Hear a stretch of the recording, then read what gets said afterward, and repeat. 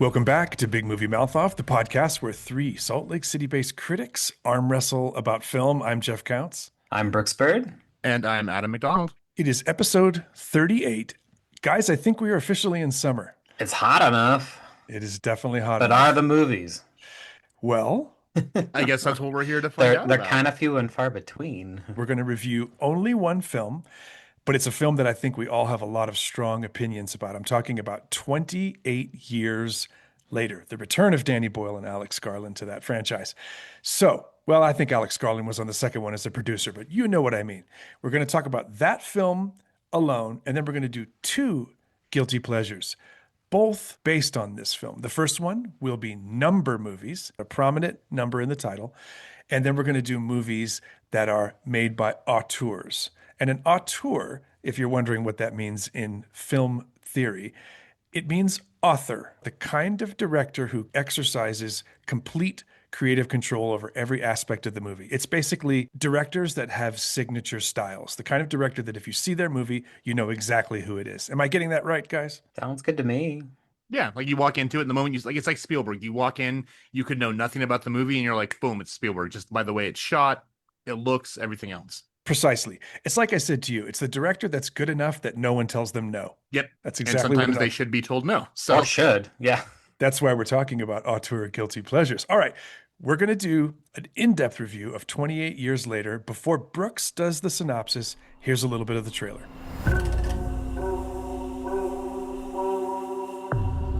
There were so many dead. Infected and non-infected alike. That's why our home is so precious.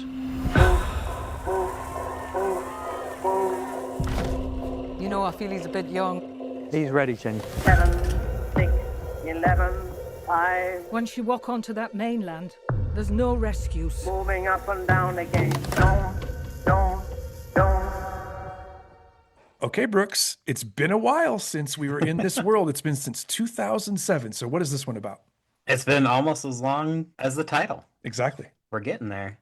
So it's been 28 years since the rage virus infected England, and the British Isles are quarantined permanently because pseudo-zombie outbreak. I guess they're not zombies, if you ask Boyle, which is fine, but they might as well be.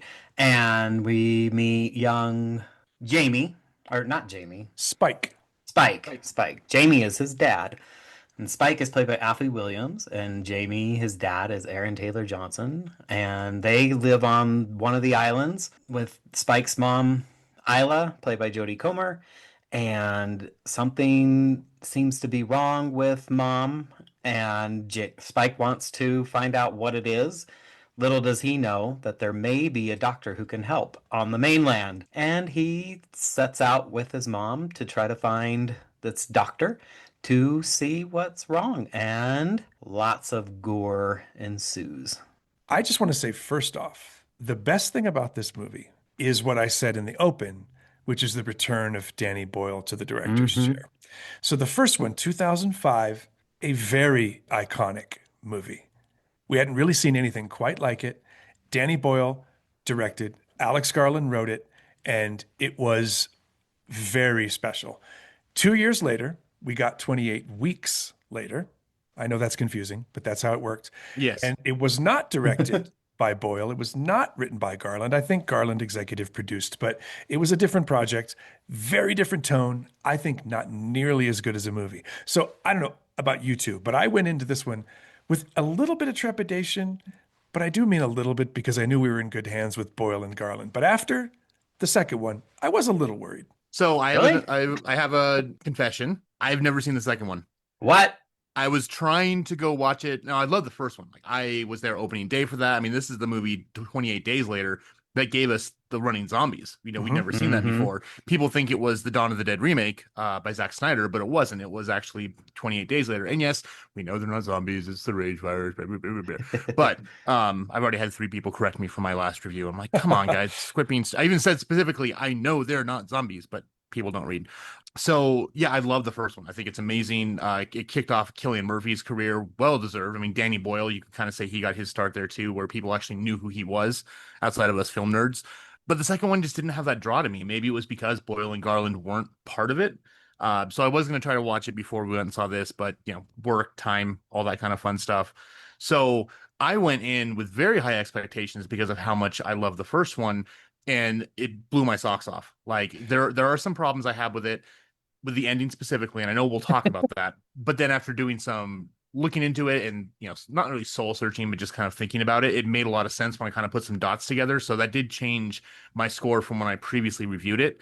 And I had some problems with some of the decisions characters made that didn't make sense. But then I sat back and realized it was a 13-year-old kid making them.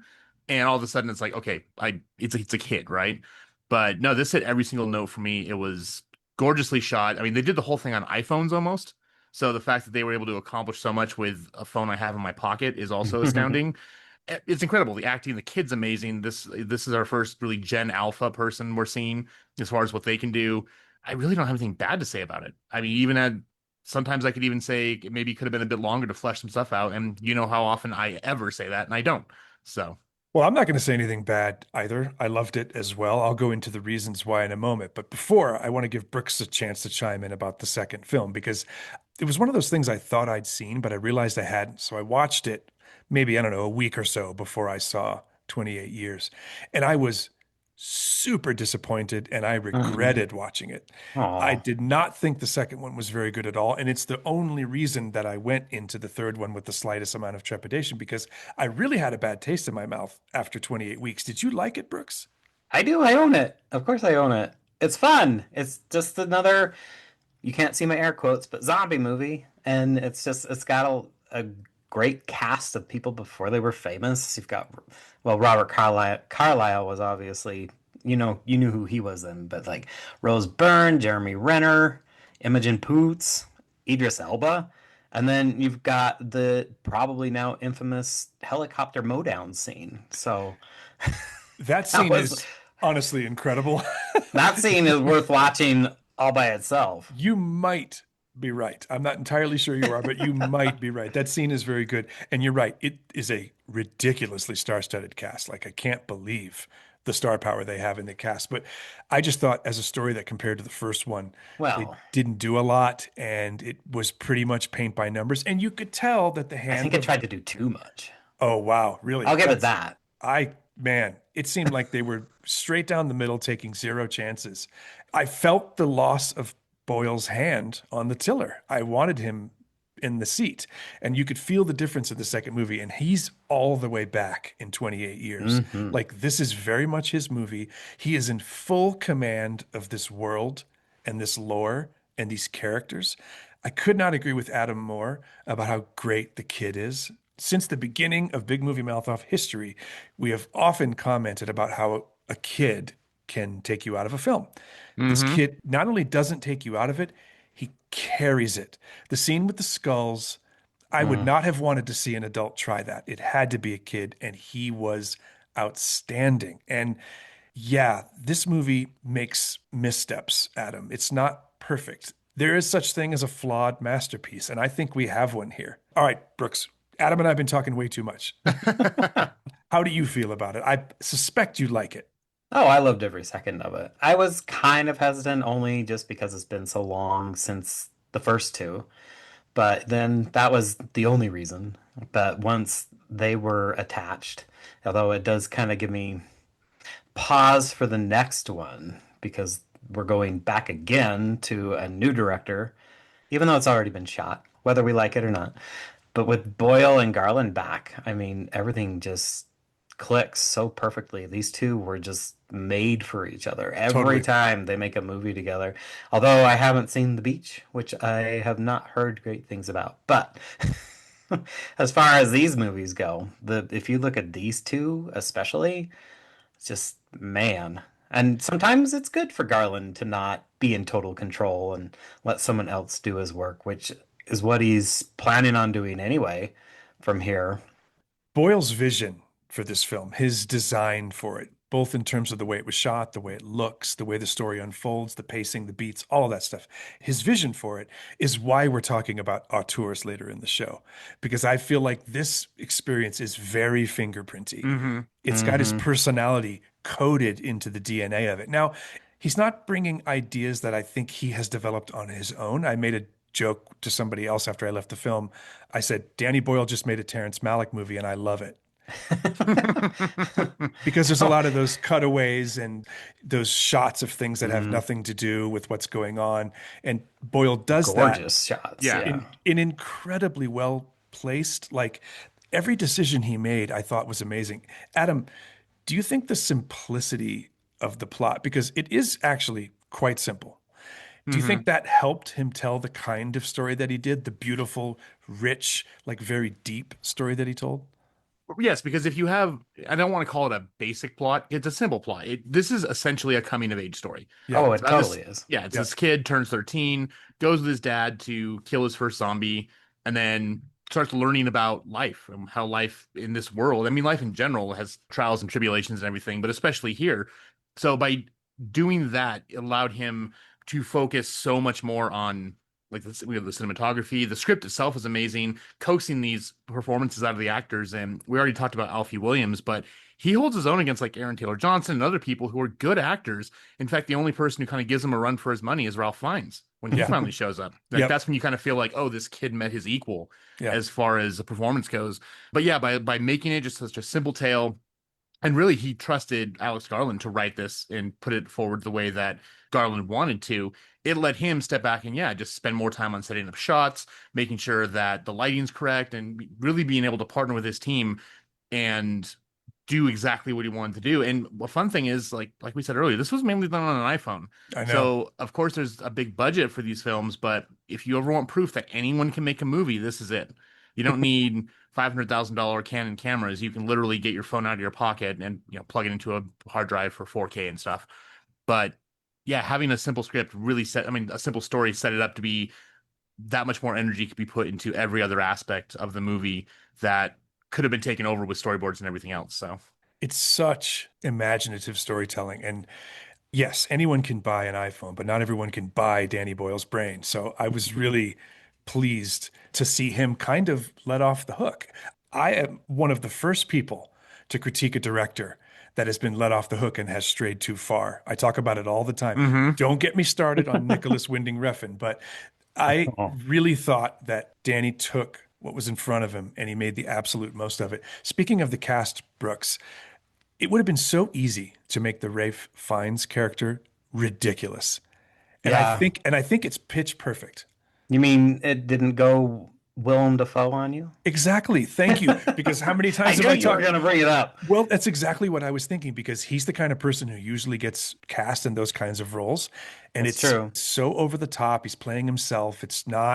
There's no fidelity with the rest of the cast or the rest of the storytelling. But Ralph Fiennes is such a careful, calibrated actor. He was perfect in a role that could have been so sloppy and weird. Oh, yeah. I mean, he could have, like we said, gone full Willem Dafoe, even though I like Dafoe's performance in Nosferatu, and we've already discussed that.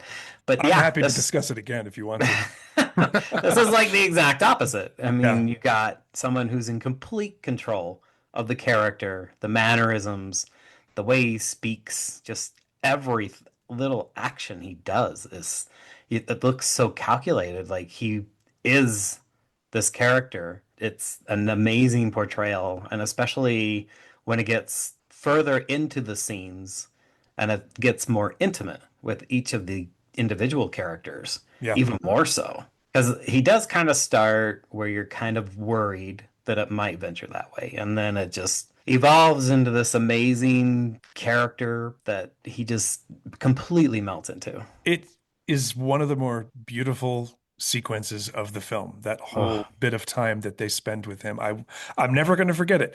I'm not sure what else. Heartbreaking. It is heartbreaking. I'm not sure what else Yeah. I have to say about it. And I think we've all talked a lot about this film's strengths. Let's score it. Brooks, why don't you lead us out? Tell us what you thought of 28 years later. We always make you go last and then you say, yeah, what you guys said. well, let me go last this time because I'm still finalizing a number. So Sounds good. Brooks, go ahead. Since Adam likes his TED Talks, and this time he doesn't need one because it's just that amazing. I mean, it's gorgeously shot and edited. The things that he does with the camera is just, it's amazing. It's another reason why I need a new phone. I don't Yes, buy an we've discussed iPhone, that for a but while I now. do need one. It's 7 years old, so I'm not making this movie. But I mean, everything, like we said, just works. The cinematography, the editing, the acting, the screenplay, his direction. There's what could have been a flaw is depending on how you take the end of the movie, the last scene. But Mhm. for me, it worked, not because I understood what was going on as soon as it happened, but because it was Boyle. And it just was completely still within his wheelhouse, and he knew how to take command of even that situation. So, nail on the head, 4 stars. Brooks, I could not agree more. I'm also at 4 stars. I feel like he took so many big swings and he made contact on every single one of them. Swings with the casting, giving Aaron Taylor Johnson this kind of role. He was so good. And then to leave him out of the movie for like 30 minutes. It's crazy the chances he takes, and it all works. Great kid, great casting in all the other parts. Really interesting visual design and decisions. Yes, the ending is a bit of a non sequitur. It's a little jarring, but I sold it to myself by saying the following. Danny Boyle made this amazing movie, and at the very end, he cracked the door and let another Danny Boyle movie come in for just a second. And I don't mind it at all. I loved it. I'm at 4 stars. I wasn't kidding when I said flawed masterpiece. It's one of the best movies of the year. Adam, where are you? It's going to be like 28 days later or 28 years later, Train Spotting or something like that. Mhm. Yeah, because when I walked out, it was such a tonal shift. And again, even when you understand what it's all about, it is just hugely different from the rest of the film. And I had to sit back and think about it. And actually, a lot of British people are very, very offended by the end of this movie. But I think What? yeah, the representation of a certain character they feel Oh, okay. was very insensitive, and I don't disagree with them. I think there's a reason behind it, and I've explained it to other people, and they agree with it. They've already filmed the sequel; they filmed them back to back, so we'll see what Nia DaCosta does with the new one. But I mean, that aside, again, flawed masterpiece, 4 stars, absolutely breathtaking. It's one of the best things I've seen all year, and again, it just shows that you can make a quote unquote horror movie with actually really good themes and really good messages, and tell a coming of age story that you'll never forget. And So. can make you cry. Oh, Absolutely. those final scenes, like with Ray Fiennes, it's just like I don't want to go into it more because we'll spend another 20 minutes talking I know. about just those scenes. So No one's more surprised than me, but we're at 4 stars all around the table Yep. for 28 days later. When we come back, we'll take a little break and we'll do our double guilty pleasure segment. The first one will be number movies. Don't go anywhere.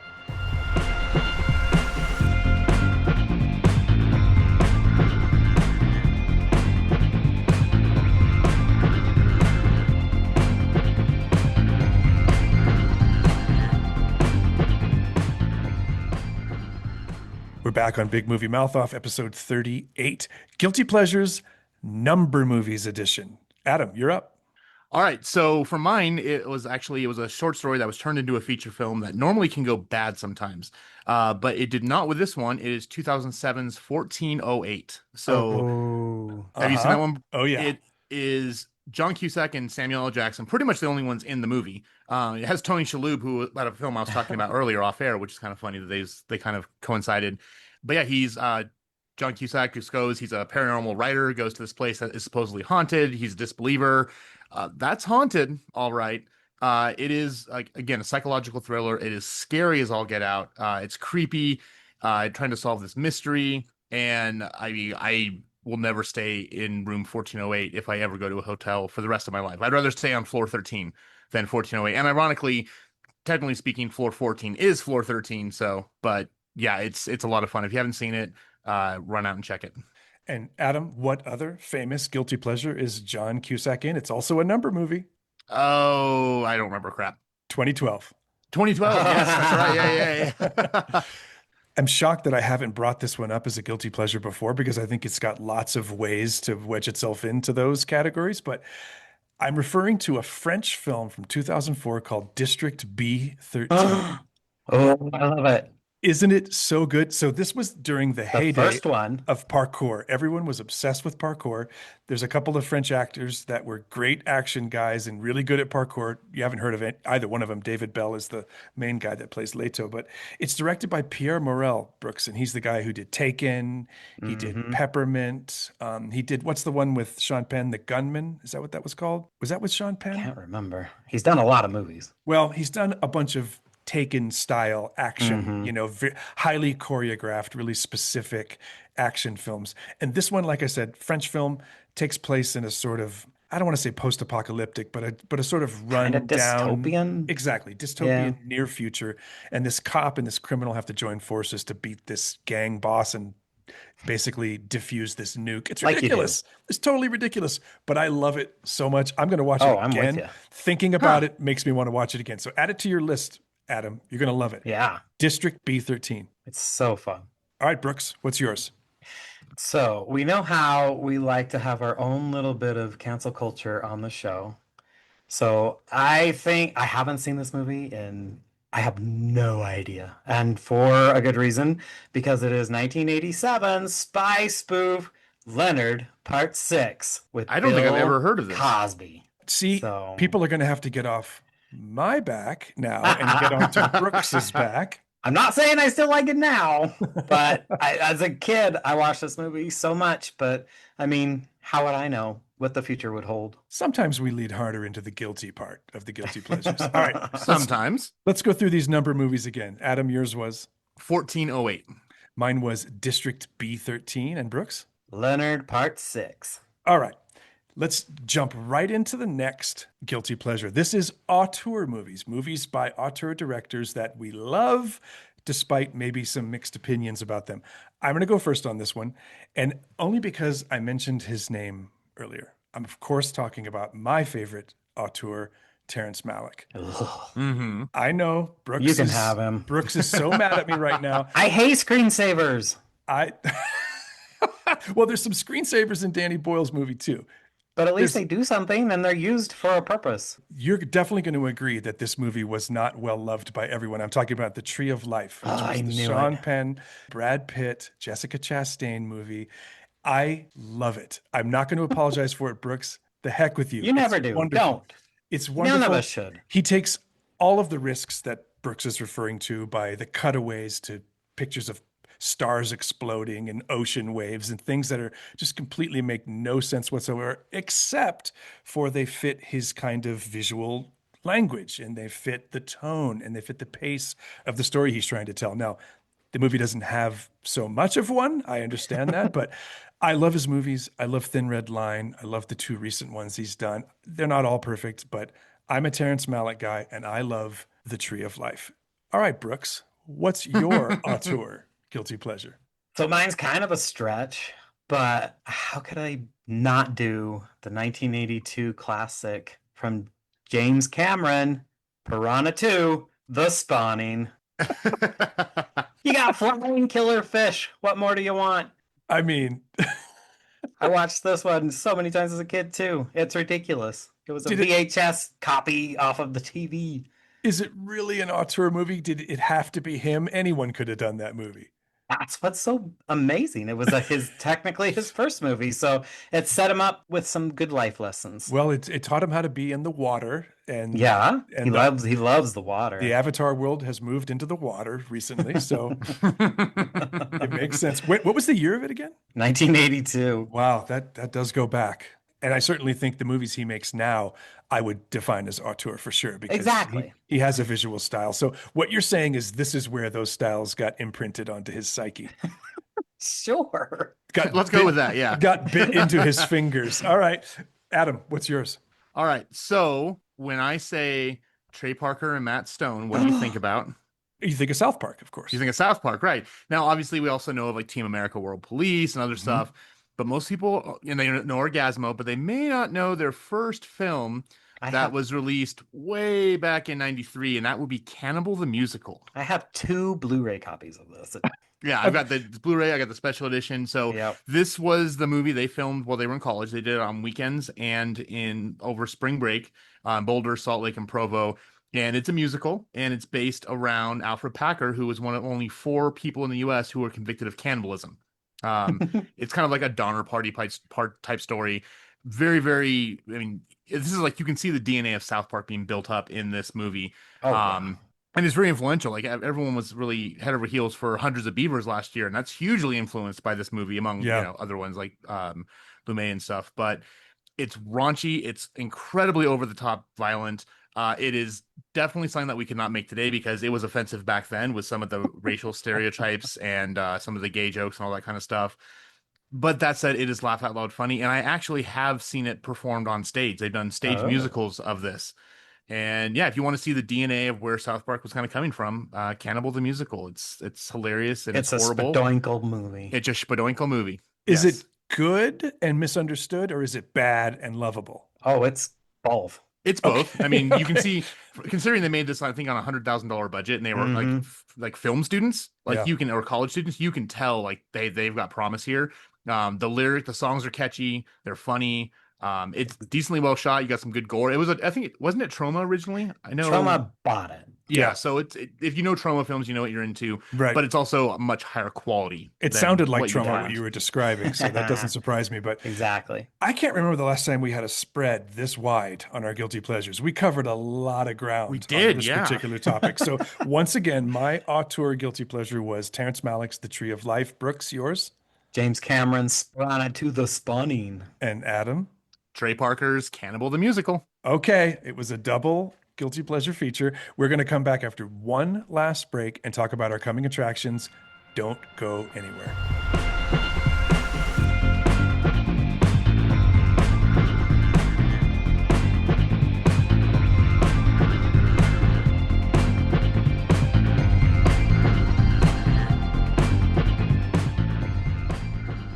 Welcome back. One last time on episode 38 of Big Movie Mouth Off. I'm Jeff Counts. I'm Brooks Baird. And I'm Adam McDonald. Coming attractions. Adam, what are you looking forward to? So I'm going down the video game route. And this is actually a sequel to a game that you could almost consider a true masterpiece. In fact, if you turn the film grain on and do it in Japanese, you could also say that Ghost of Tsushima was a lost Akira Kurosawa film. Yeah. And later this year, we are getting the sequel, Ghost of Yote. So again, same style of gameplay where you're running around the countryside, doing quests. You can play as like stealth, or you can be upfront about things and just go attack people's faces. But the first one was absolutely one of the best games I've ever played in my life. So far, the trailers and the behind the scenes I've seen for this one make it look a million times better. And it was so much fun with this one because instead of going to your mini map and trying to find out where to go, when you pick where your quest is, you hit a button and the wind blows to show Yeah. you where you're supposed to go. And some of the fight scenes and some of like the standoffs, again, this is like classic Japanese cinema. And again, the first one was a masterpiece. I can't imagine this one being any worse, if only better after all they've learned. Plus, it's built for the PS5 and Xbox Series. So again, if you've played the first one or were interested in the first one, it's way cheap now. It's probably even free on like Game Pass. But Ghost of Yote it's going to be up there with Game of the Year. So Tell me this, Adam. I'm a little behind on my PS5 library. I'm catching up on some of the great properties. So I literally just this week finished God of War Ragnarok, and I loved it. I'm looking for something else. Should I jump into Ghost of Tsushima? yes, definitely. So it's a different type of game than obviously God of War. It doesn't have quite the cinematography because like I love the one shot, the ones yeah. they do for God of War. But Yeah. no, definitely it's worth playing because I mean the story's amazing. The way you level up, the way you can choose how you want to play, it's flawless. I literally cannot think of one thing. I mean, if anything, there's almost too much to do, so you're gonna want to go around and collecting everything before you go island hopping. But it's a masterpiece. I can't recommend it enough. So pick it up if you haven't played it. All right. Ghost of Yote coming next, the sequel to the game we were Yes. just talking about. Brooks, what are you looking forward to? So we tried our hardest to get When Evil Lurks nominated for Best Foreign Language Film, or whatever we're calling it now. But the director of When Evil Lurks is coming out with a new vampire horror comedy called Felix, a Complex Puzzle, about a vampire on a binger who wakes up in the morgue with his organs harvested and has to get them back. What? Right? That sounds amazing.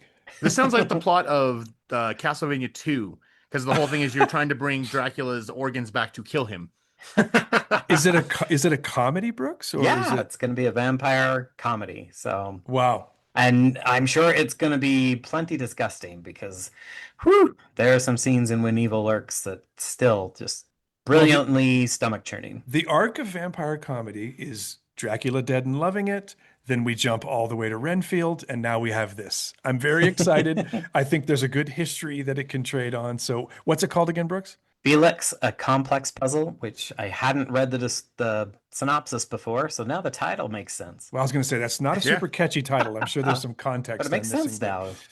my coming attraction, I'm also going to do a video game, Adam, and I do so reluctantly because the last time I brought up a video game, it was a game by some of the team that were on Rockstar's GTA group, Mhm. and they made a game called Mind's Eye, and it has bombed. Oh, yeah. I Everybody was excited hates for it. that one too. Yeah. It came out, it's not ready. It's an absolute disaster. So I'm a little nervous to go after another video game, but I feel pretty good about this one. Even if it's not amazing, at least it's going to live up, I think, to expectations. And I'm talking about Borderlands 4, which comes out in September. I was a Borderlands guy from the very beginning. I loved those Borderlands. games. Obviously, there's a film tie-in because a truly forgettable movie was made based on this intellectual property, starring Kate Blanchett and Kevin Hart. Thank you very much. Not great. Not great at all. But the games are super fun. Borderlands 2 was a high mark. Borderlands 3, it plateaued a little bit at that point. They've taken a long break. There's been some DLC / full-time offshoot games like Tiny Tina's that were okay. But everyone's excited about Borderlands 4, and count me one of them. So it comes out in September. As soon as the music festival is over and my day job is less intense, I'm going to dive into Borderlands. So mine was Borderlands 4, a video game. Adam, you were, Video game Ghosts of Yote. and Brooks. The vampire comedy, Felix, A Complex Puzzle. God, you said that title 3 times and I forget it immediately each time. I need more context, but I'm excited about the concept. All right. Well, slightly irregular show this week, but I loved talking in depth with you guys about 28 years later. It's doing well. It's making good money. So I think if you're listening now, you still have a chance to go out and see it. If you miss it in the theaters, though, move heaven and earth and find this movie on streaming. You will not regret it. And if you want to do your homework, go back and watch 2005's 28 Days Later. Skip 28 Weeks Later. Hey. I can't weigh in. So I'm joking. I just wanted to get a reaction out of Brooks. All right. Well, we'll be back in a couple of weeks, probably to talk about 2 films, but who knows? It's the summer. We're all crazy. We may do this again. It was kind of fun to dig into GPs. So until next time, I'm Jeff Counts. I'm Brooks Bird. and I'm Adam McDonald. Thank you for being with us.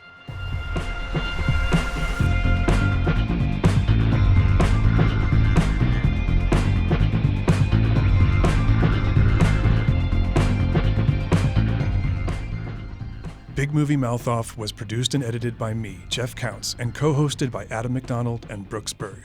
Our theme music is written by Brian Z. Richards, and this show is dedicated to the memory of our founders, Jeff Michael Weiss and my partner in crime for over 5 years, the incomparable Jimmy Martin.